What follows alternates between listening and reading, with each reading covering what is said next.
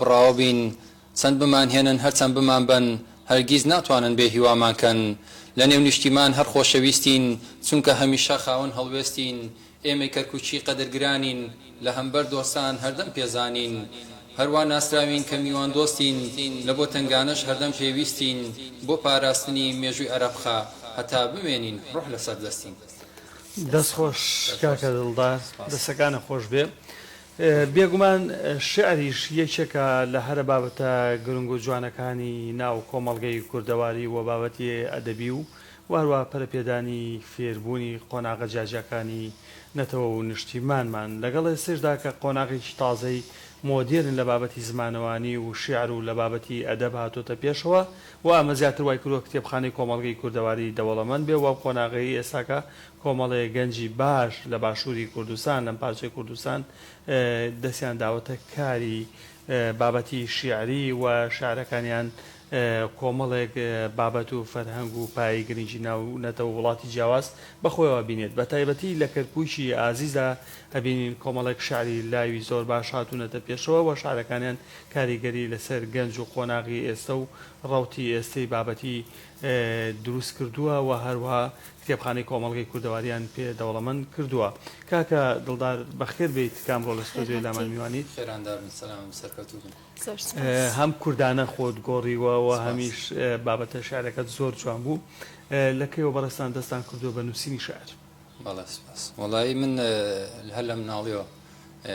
حەزم بە شعر و نووسین و ئەم شتانە بۆ سەرەتا لە تەمەنی 12 و 13 هەڵستان گۆرانی مەنووسیەوە هەر گۆرانیەکم جێ لە بوو ئەم نووسیەوە. ڕاستی ماڵباتی ئەمە ماڵباتێکی چۆن بڵێ ئەسکەرتاریەت بوو باوکمە لە ئەمە چاومان کردەوە و پێشمەرگە بوو لە شاق بوو ڕاست ئەوانە پێشمەرگە شۆڕشەکرد بۆ ئەدەب و بۆ هونەر و بەڵام باوکم ئەوانە زۆر ئەوانە ئەسکەرتارێت شتێکی سیر بوو لایەن کە من شعرە نووسم و تۆزێ عیبە بوو لە ناو بنەماڵی ئەمێ ترش شعرەکان مەشاردەوە دەمنووسی دەم شاردەوە تر هێوا شێواش پەرم پێداوەتر واگەیشتە تقریبا لە 2007 من شعر نووسم. باشە کاک دڵدار ئاماژەت بەوەدا کە بە دڵداری خاک ناسراوی ئەمە لەبەر ئەوەیە کە زۆربەی شعرەکانە بە دەوری نیشتیمان پەروەری خۆشەویستی نیشتیمانە هەڵە سوورەتەوە. بەڵێ بێگومان قسەیەک هەیە دەڵێ مرۆڤ دەبێت خەڵک ناوی لێ بنە ناوی خۆی ناوە خۆی ئەمش ئەم ناوەش سپاس بۆ خواستن هاوڕێکی خۆشەویستە و ناویان لێ ناوم منش پێم خۆش بۆ ناوە هەڵگرم و بە پاکی و بە جوانی بیپارێزم. دەستخۆش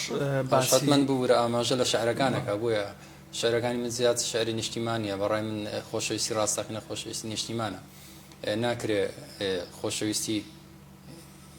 خۆشەویستەکەی خۆت تاکە کەسی خۆت باسکەی بۆ خەڵک بڵێ لە شولاری وایە ئەمە وایە بەڕای منەوە شەرەفێکە نابێ باسکرێ بۆ کەس بەڵام خۆشەویستی نیشتیمان دەڕبرنی زۆر خۆشترە لای من. دەستخۆش باسی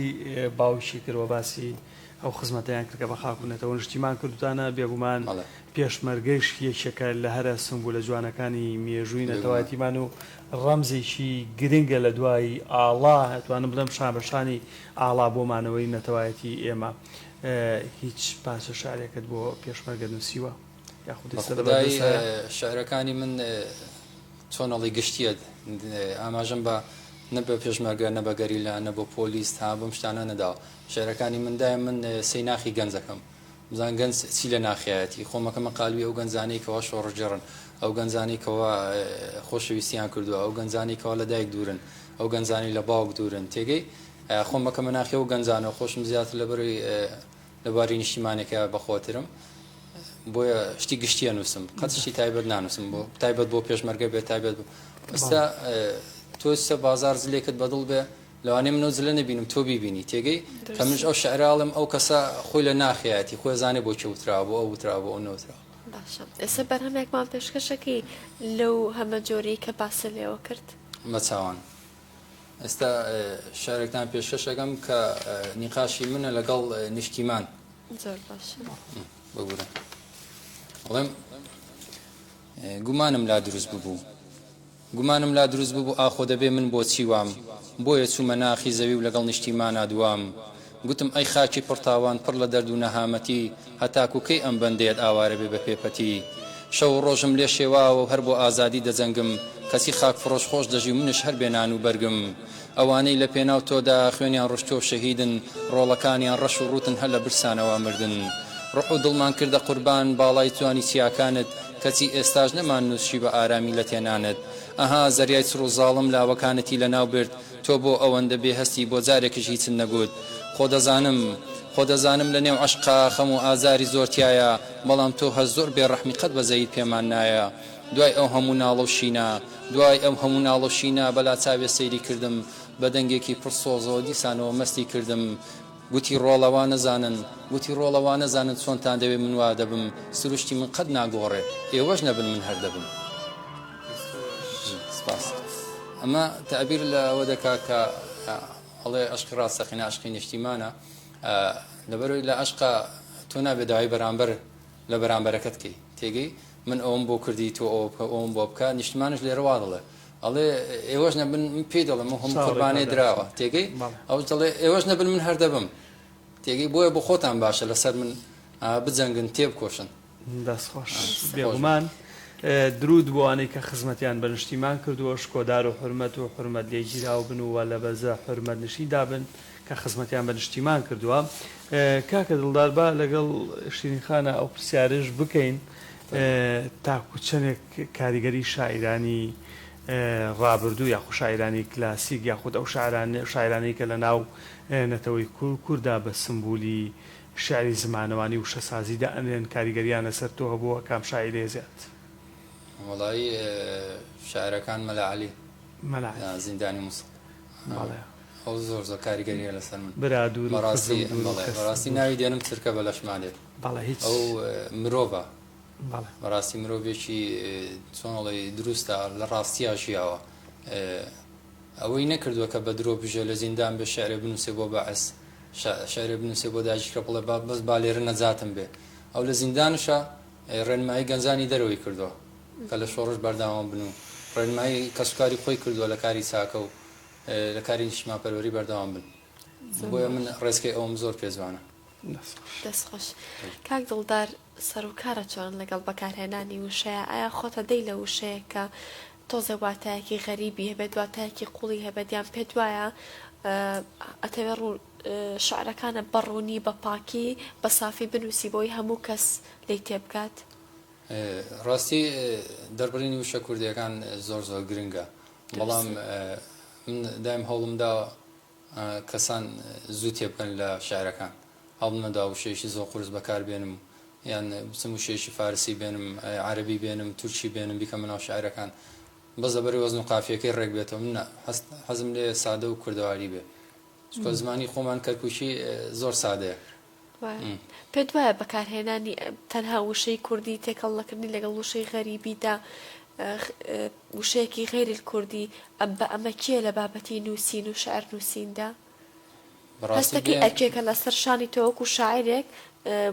کاتێک کە دەنووسی خزمەتی وشە کوردەکان بکەیت تەنها بەڵێ بێگومان لەبەری تۆ خۆشیت بێت تووشیت بێت و خاوەن زمان و کەلتور و نەتەوەیەکی جیاوازی خۆتی ینی پێویست ناکات تۆ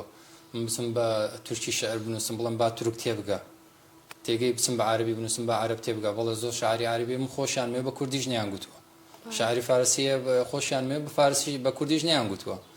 بۆیە دەبێ ئەوانش لێمە تێبگەن ئەگە ئێمەیان خۆشە هیچ کۆڕێکی شاریت بەتەنی ئەنجام داوە یاخود لەگەڵ هاو پیشەکان تا هیچ کۆڕێکی شاریت بە ئەنجام گەیاندووە کۆڕی شاریم بەڵێ ئەنجام گەیاندووە لە 2015 و 14 و هەتا حەبدەش ڕاستی ئەو کارە ساتی کە بەسەر کەرکات 16 ئۆکتۆبر هەمومان بینیمان ئەوە ڕاست بوو دەیانگوت کەرکووک کوژران و شتی زۆر تێ نەبوو شەیبوونی زۆر تێ نەبوو بەڵام ئێمەی گەنجان ناخمان کوژرا ئێمەی هونەرمەندان ناخمان کوژرا تۆرە ناخی گەنجەکان بنە بزانسێنە کوژراتر لەوە چۆنەڵێ ئەوە نەخولیای سەر سەیز و کۆڕ و شتمان نەما بەڵام من هەموو هەفتەیە بۆ خۆم تازەیەکەمەوە کۆڕانان گروپی شاخەوانیمانەیە کە چین بۆ گەشت لێ کۆڕ دروستەکەین و تر شعر و یاری و شتی جیاوازەکەین جازانیاریم پێگەشت کە هەم شاخەوانە و هیچ جالۆی کە زمانی شاری باشی هەیە هەم لەگەڵەوە خاوەنیا پیشەیە بۆ بژێوی ژیانی ئەم سێ شتە کە تۆزێک لە یەک دوورن کاک دڵدار چۆن گونجاندوتە چۆن واکەی سەلیقەی هەر هەموو ژیانی ڕۆژانت بچێتەوە سەرەوەی کە تۆ لە پێنووسەکە تا دەری ببڕی خۆی سرە پێنووسەکە بڵێن سەر ڕمەکە گەشتەکەیت لە ئێستا کە تۆچی ئەو سروشتا بینی هەم هیلاکی شکارە لە بیرەچێتەوە هەم چۆن دڵی وشەی تازە و فکری تازە بۆ لامت بۆ دێ ڕاستە بۆ شێعر نووسین بۆ نووسین چکە سروشتی کوردستان بەڕاستی زۆر جوانە کابینی هەڵە شتر لا دروستە بێ کاتە تۆ جارەوەی کە بۆ گەشتەکە چی زیاتر بۆچی کە ئیلهام لە سروشتەکە وەربگری بێگومان خۆی گەشتکردن کۆمەڵی ئەتەکێت و کۆمەڵی ئەدەبیاتی خۆی هەیە سەرەتا پاک و خاوێنی ئەو شوێنە چێژگرتن لە گەشتە گەشتی ئەمە ڕاستی ئەوە نییە بچین لەوێ تەنها ببرە لەنێ لە بابەتەکەش لادەین تەنها بچین هەڵپەڕچێ و یاری و ئەم شتانە ئەمە چین چێژ لە سروشتە بینین ڕاستی کوردستان بەهەشتە من هەر چارێچم بۆ گەشت ڕاستی ئێمە سەرپەرشتیاری گەشتەکەین بەڵام چەند دەقەیە خۆمە دزمەوە لە خەڵکەکە وەچم لەگەڵ تاشە بەردێکا قساکەم لەگە دارێکا قساکەم لەگەڵ دۆڵێکا لەگە ئاوێکا قساکەم بەڕاستی چێژیان هەیە دەستخۆش بچینە لای پارچی تری بەچاوان ئەمە دەبێت ئەمەش هەر نیشتیمانیە بورن هەندێ سۆزداری مێناوە باوانەشەنە بینە پێشم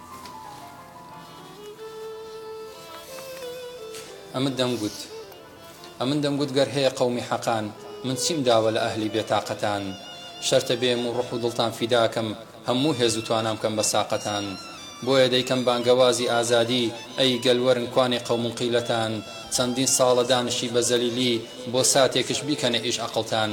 گەر فێر ببن بێدەنگی لە باتی حەق هێواش لەناو دەسێ غیرەتان کەنەتان بوو ئازادی بۆ نیشتیمان چ قیمەتی نییە ماڵ و دراوتان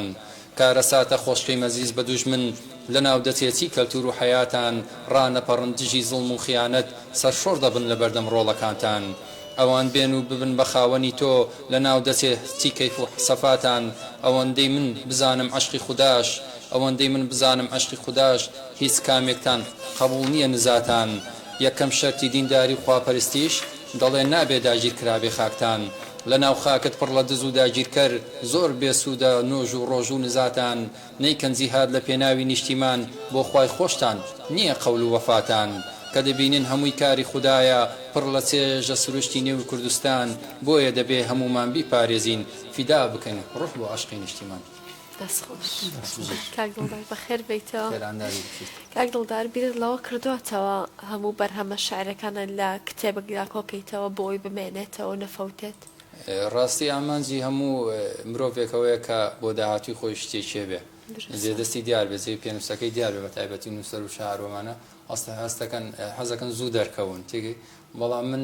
پێچەوانێوانم کتێب نووسین بەڕای من شتێکی ئاسانیە لە بەروێم کتێبا مێنێتەوە بۆ نەوەکانی توا ڕۆژ من پێویست ناکە ئەستا من چەند شەعرم هەیە ڕاست بیکەمە کتێبێک و داینم بۆ دوا ڕۆژ من دەبێت با کتێبەکەم تاخیر بێت کێشە نیە بەڵام ئەمەی لە داهاتوودا بڵێم من خاوەنی ئەو کتێبم ڕووداوەکانی ڕۆژانە چی لە بابەتی عیشق بێت چی لە بابەتی بۆ نەسیاسی و لایەنە کۆمەڵایەتیەکان و نیشتیمانی بێ تا چەند کاریگەری لەسەر شاعیر دروستەکە بەڕاستی بنووسێت یاخود ناتۆ بە پێچەوانەی ڕووداوەکانەوە هەندێک شاعر هەیە بەڕاستی ئەتوانم لە کاتی خەوتنە پارچە دێڕێکە نووس یاخود بەیانان یاخود بەبینینی شتێکی ئاسایی یەکسەر شیعرە نووسێت یاخود ناڕووداوەکان کاریگەری زۆر لەسەر تۆ بەجێڵن بێگومان وایە خۆ شاعری ڕاستەقینە دەبێت لەگەڵ ڕووداوەکانە بێ لەگەڵ ئاهومەینەتی گەلەکەیە بێ لەگەڵ وەکو سەرتا گوتم لەگەڵ دەردی گەنجانە بێ یان من زۆر زا خۆم چۆنەڵی عاشق نیم یان خۆشەویستی ناکەم یان بیرڕای نیشتیمانی نییە ئەو کاتە گەنجێک دێ دەڵێ مامۆستا شتێکی ئاهام بۆ بنووسە تێگەی یان دەڵێ براکەم شتێکی ئاهام بۆ بنووسە خۆتەکەیتە گوتم خۆتەکەی قاڵبی ئەو کەسەوە بەڵام شاعری ڕاستەقینە و هونەرمەندی ڕاستەقینە دەبێت دایم لەگەڵ دەرد و نامەتی گەلەکەیە بێ بۆ نمونە ئەو ڕۆژە ئەوەی ئەو گوندانەمان بینی دەوروشتی کەرکووگەم هاتن ویستیان فکرەیەکی باسی بەکاربێنن بەڵام خۆش حاڵانە پوچەڵ کرایەوە ئەوانش چەند کەسێ بوون لەناو ئەو هێزانە و شتیان کرد بەڕاستی هێزانش هەزیان بۆ شتانە نییە باوەڕ ناکەم فکری باسییان تیا بێ بۆ منش هەر لەوەیە گوتم من چۆن بژیم کە داژی کەرپەی لەناو خاکی مندایە ئەی تۆ نەدوگوت ڕۆڵە خاکت هەر وەکو داچی خۆت وایە بۆیە دەبێ بیپارێزی تا دڵۆپەی خوێنتیایە دایە لەسەر پەیامی تۆ ڕۆڵەکە دوا لە مەیداندایە بۆ بستێ خاچی نیشتیمان ڕوح و جانی من فیدایە بەڵام گەر هات و شەید بووم بۆم نەکەیشین و لایلایە باداجی کرد دڵخۆش نەبێ بڵێ خەمی لە دڵدایە من هەر لەوێ و شعرم بۆ هاتووتر بڵاوم کردەوە ئەن شعر دەبێت دایم لەگەڵ مێنێتیەکەیە بێ بۆیە هەموو شعرەکانی من مۆرچی کەرکووشی بوونی پێوەیە بۆ زیاد لەگە خەم و پەژارەی کەرکووچانم بۆیە زۆر باشە بێگومانەمەش هەموو قوربانیەک و هەموو ئازادیەکمان تەنا بۆ کەرکووشی ئازیزە بۆ کەرکوو نەک تەنها لە باشووری کوردستان لە چوارپارچەی کوردستان ڕەمزی بەرخودان و توانین بڵێین ئازادیەکی جوانی نیشتیمانە گەلێ شیرینە کەرکووک حیاتە بە هەموو کەسێکەوە بە هەر شتێکەوە ئەڵێ لە شعرێکاڵم بورن ئەڵم خۆم بەختکەم لە پێناوە منێشتا کار پێم کەمە چونکە منەوەی کوردم و بابە گوکڕ وەک دایکمە کەرکووک هاتە دەنگ و گوتی دوژمنان وازم لێ بێنن من دوژمنی هیچ گەلێک نیم تا خوێن لە ناوما بڕژێنن لەو ڕۆژەوەی دروست کرام لەلایەن خوای پەروەردگار من هەر مڵکی کوردانم و قەچش لیان نابم بێزار بەدکار بڕۆ سەر هەڵگرا واز لە من و کوردش بێنە مڵکی کورد و کوردستانیم تا کوردێک ما بێ لەم ژینە کاک دڵدار بێگومان ئێستا دنیای تەکنۆلۆژیا و سۆشیال میدیا و هەروواڵەکەی تایبەت بە خۆمانە تۆ بەدڵنێوە لە ماڵەکانتدا شعرەکانێ بڵاوەکەیتەوە ئەو کاتێک کەسێک شتێکی جوانە نووسێ شتێکی دانوسقان وەسیە ئێمە واین ئەوەندەی دەستخۆشی بۆ دێت بەقی ئەوەندەش ڕەخنەی بۆ دێت چۆن مامەڵاکەی لەگەڵ ئەو ڕخنانی کە لێتەگرن ڕخنەکانی من لەگەڵ ڕێزمە بوانێ ڕخناگرن زۆر پێکەنی ناوین لەبەرەی ئەو ڕخنەی کە هەمیشە باوە لە ڕاستەخۆ لێ مەکرێت و هەم لە پەیزەکانش لە شوێنەکانە شتێکی منداژیرە لێ مەکرێت دەڵێن کەی باوی ئەوە ماوە تێگەی کەی باوی نیشتمان پەروەری ماوە ڕاستی ڕخنەکانیان زۆر ورە ڕوخێن نییە و ینی من پێی ناڕوخێم شتەکانە چۆن لەم کۆمیدین ینی وەکو بڵێن بە گوناهنەی بڵێن کۆ ئاسمان ماوە ئێوە ئاسمانەکە کە چۆن نەمەوە تێگەی ئەڵێن کوا نیشتیمان ماوە ئێمە لەسەر نیشتیمانی بۆیە شتەکان ئەوەندە تاسی لە من ناکە زۆر باشە تۆ نەهێڵیت کار لە ئیلهامەکە کار لە بیرێکە کار لە پێنووسەکەت کە نەوەستان بۆ تۆ کارێکی زۆر باشە دڵنیایی لە ئەستێکی زۆر باش و بەرزرای ئەوە بۆ خۆی دڵنیایەوە هەستێکی تۆزە پاڵنەرێکی قورسە تۆ بۆ خۆشویستی نیشتیمان بتوانانی شتێک بنووسی یەکێک لە نووسرە بەناوبانکان دەڵێت کەسێک کاتێک دەتوانێت شعر بنووسێت کە شتێکی زیاتری هەبێت بەوتن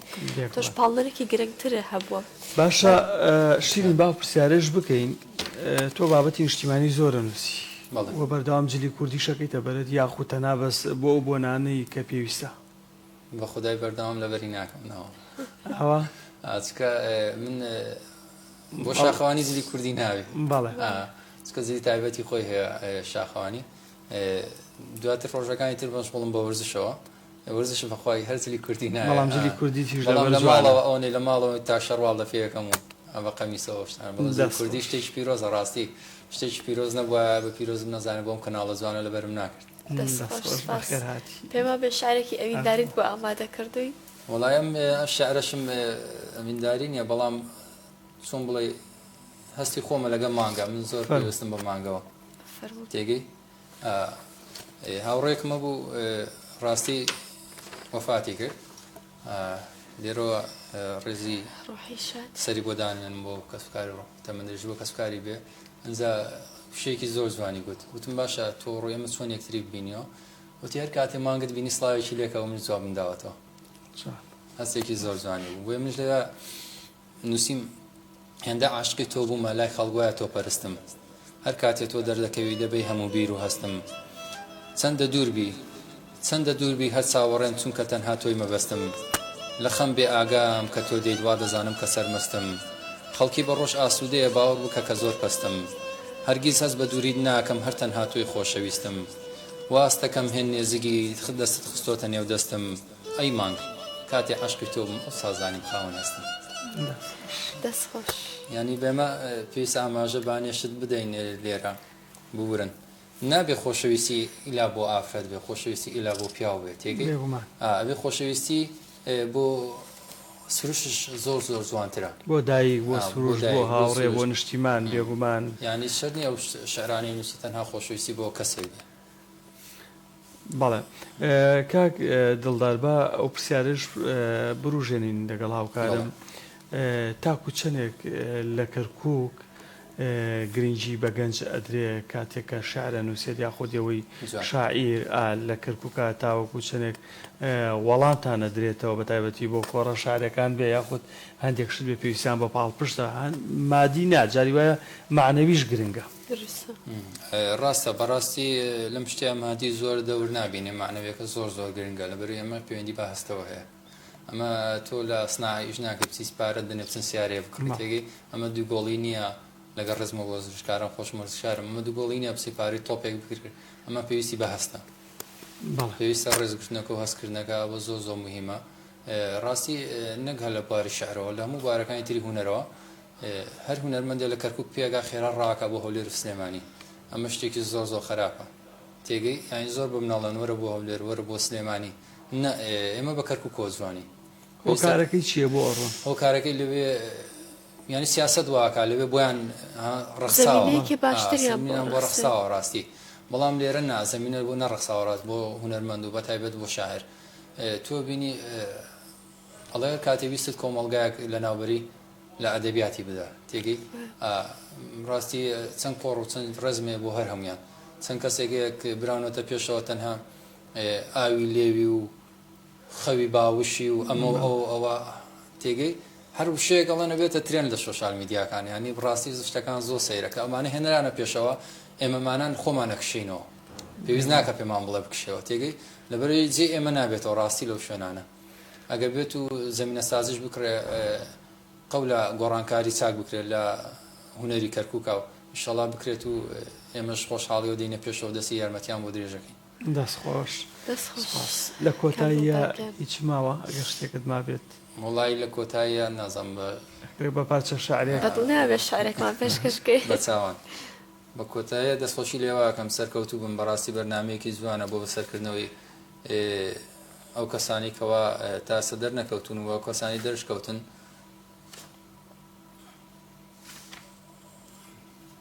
نازانم چی بڵێم ببرن تکاکەن ئیسراحەتی خۆت بێگومان هەڵبژاردننی دانەیە کە بیخوێنێتەوە پێشکەشبەرێکە سەختە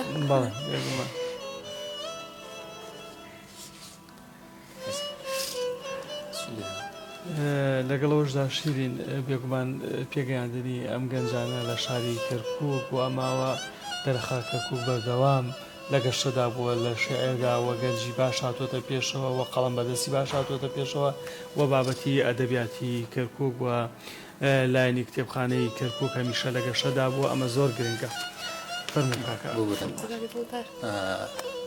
لە پاییزێ ئاوێتە بوو میز بەهارێ شادم ناکات لە پاییزێ ئاوێتە بوو میز بەهارێ شادم ناکات هیچ خەمخۆرێ لەم گەردوونە لە دەردی دڵی من ناگات دڵم باقی گوڵستان بوو ئێستا لە بیابان دەکات ناخم پارچە بوو لە گوڵێکی وەریو دەکات هیچ حەکیم و دەرمان سازێ چارەی ئازاری من ناکات دەردی دەردم زۆر گرانە بەس ئازادی شادم دەکات هەتا ئاکو پێنج پارچە نەبێ بەیەک خەندەی لێم چرۆ ناکات دەستخۆش زۆر سپاس بۆ ئامادەبوونت کامڕۆ بەڵێک بابەتی جوان بەرنامەکەت زیاتر ڕازانەوە خۆتان ڕازاوان سەرکەوتوو بن دووبارەکەتاریخوا دەستێک پەنجەت ڕەنگیت بێت خامە دایمە پڕوشەی دەوڵەمەند و کوردەواری و بۆنی ئەو نیشتیمانەی لێبێت کە بە ئێمەدا زۆر سپاس بێگومان کۆتا بڕگەی پرۆگرامی باری باش تا پێشکەش دەکەین ئێمە لە دوای ئەوە مەڵاویتان لەکەین تەواوی بڕگە بابەتەکانیشمان پێشکەشکردن بە هیواین بۆ ئەم کەش و هەوا ساردە بڕێک بە بابەتی هونەری وەرزشی ئێوەمان گەرم کرده بێتەوە و گەرم داهێنا بێت ماڵتان هەر ئاوادان بێت و تەندروستێکی باشتان هەبێت بێگومان بایۆگرافیەکەیش سەبارەت بە ژیانی یەکێک لە کەسایەتەکانی شاری کەرکووکە هونەرمەند چۆبی فەتاحە ئەو خاتونەیش یەکێکە لە هونەرمەندە دیارەکانی باشووری کوردستان و کۆمەڵە بابەتی جوانی هەیە بە زمانی کەرکووکیانەوە گۆرانەکانی زۆر خۆش و بەڕاستی ڕەنجێنن فەرمونون با پێکەوە بینەبین و ئێمالین ماڵاوە خاتان لەگەڵ